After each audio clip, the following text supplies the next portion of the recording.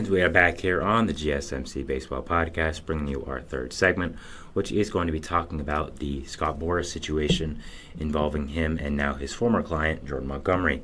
So, let's get straight into it. So, the news that broke earlier today was that Jordan Montgomery, a guy who was represented by Scott Boras, I believe his whole career, dropped him in favor of Wasserman.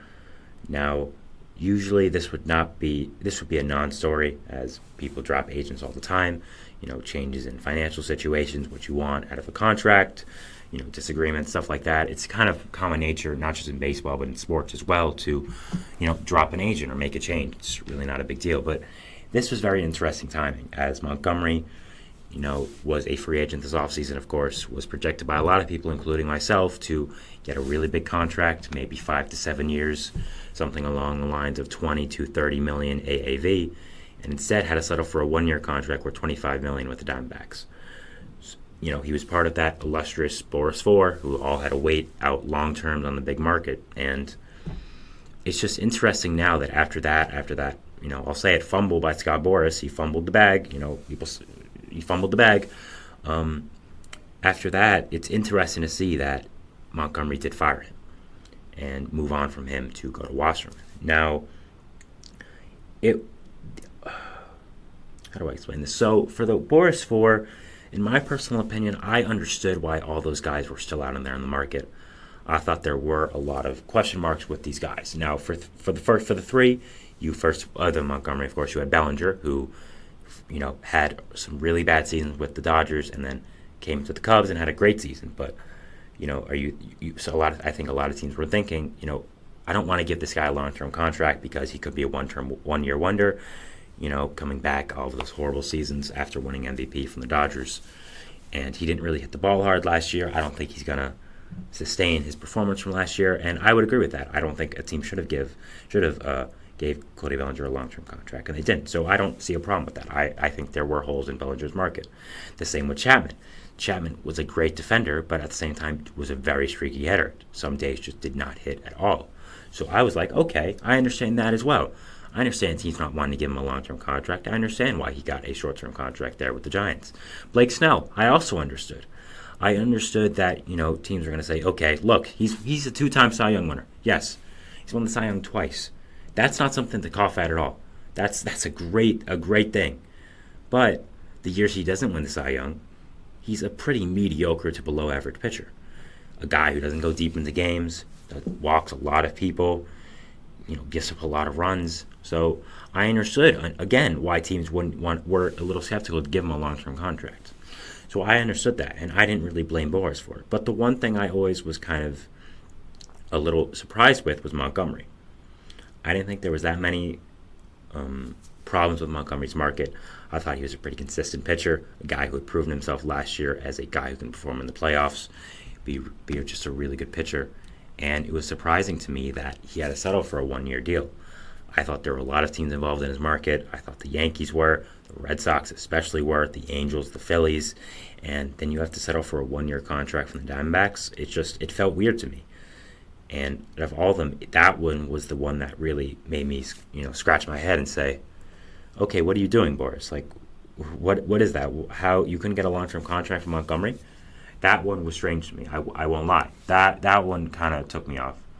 That one took me by surprise, I will say. So I think now Montgomery is giving into that and saying, you know what? You're right. Why did I get a short-term contract? The whole reason someone signs with Scott Boras is to get as much money as possible. Scott Boras does not take hometown discounts unless a player asks him to.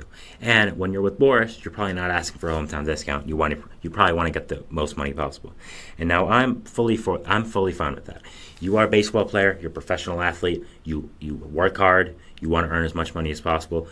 You get there on the free agent market. You don't know when your next paycheck will be. You want to take the most money possible. Go ahead. That is completely fine with me. Should be completely fine with anyone. Take the most money. You work hard for it. Good for you. But when you sign with so that's what happens when you sign with Scott Boras. So you only sign with him to get a big contract. There's really no other reason because Boras is a master at that.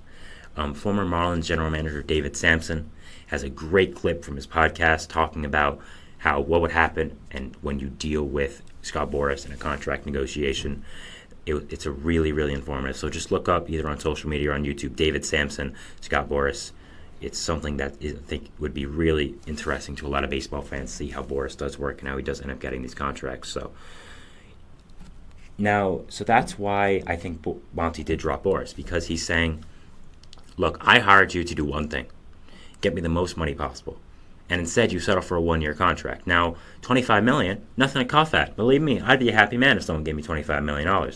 But for a guy who in Montgomery who's probably expecting 100 plus, 25 is kind of a slap in the face. And you have to look at your agency there. You have to look at Boras saying, you're the guy who gets everyone big contracts, but you couldn't do it with me. You couldn't get one from me. So it is interesting that he did drop him, and he is hiring Wasserman, a rising agency in the field. They've gotten a lot of young stars over the past few years now, and I think Montgomery's seeing that. And I think there could potentially be a way here that you say, okay, you know what? For once, Boras might actually be regressing. Boras might not be the Scott Boras we all know and love. Don't we all love Scott Boras, huh? There might actually be a way that's possible. And I think Montgomery could have potentially seen that. So it'll be interesting to see if there is an effect with Scott Boras now for the future. If something does happen with his future and his future clients as well. I mean, going to next year, first of all, you have Juan Soto. What's going to happen with Soto now? Is Soto going to get the most money available? I think he will. I mean, he's Juan Soto. As a Mets fan, I'd have the Mets throw $800 million at Soto. I think he's that good. I do. So I don't think Soto will be affected there. But other guys, like, first of all, Pete Alonso. Alonso was an older first baseman, and first basemen don't really tend to age well. Alonso's kind of regressed over the past year or so. Not regressed that he sucks, but regressed in the way of he's not as good as he once was in his rookie season. So, is he going to be penalized by being represented by Scott Boras, who has not gotten that long-term contract now, probably a year for one of his big clients?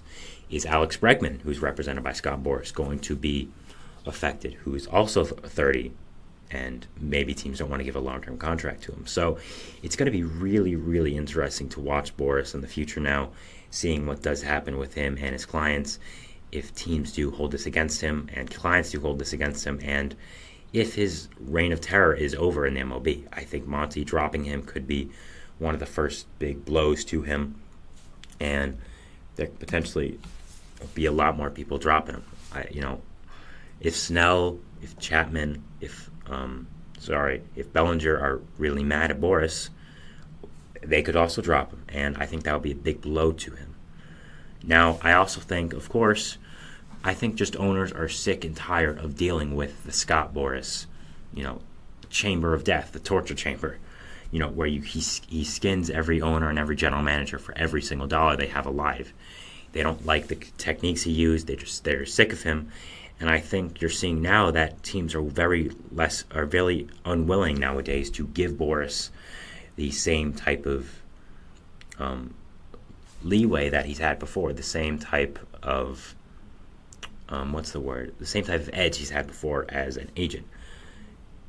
So it's going to be interesting to now see if his future clients are affected, if he keeps getting the money he can, and if owners are able to get clients from him, or they're just going to stand by and say, no, we're not dealing with you. We're done with your shenanigans. We're done with what you do. And it is going to be something to watch. And I think Monty dropping him could potentially be the last straw for Boras and his future. But maybe I'm overreacting. It's definitely possible. But it is super just intriguing to me that Monty didn't get the contract he wanted, and then a few weeks left after getting that contract, he drops Boras for Wasserman. He might have even dropped Boras before and then just got hired with Wasserman now. So I think there could potentially be some anger there. If Montgomery's angry, Chapman could be angry, Bellinger could be angry, Snell could be angry, and some of the future clients could drop him as well. So I think Scott Boras might be on the last legs right now. Of course, he has Soto, Bregman, and Alonso next year, among other people. So I think next year is going to really be the big one if I think Pete Alonso is going to be one to watch.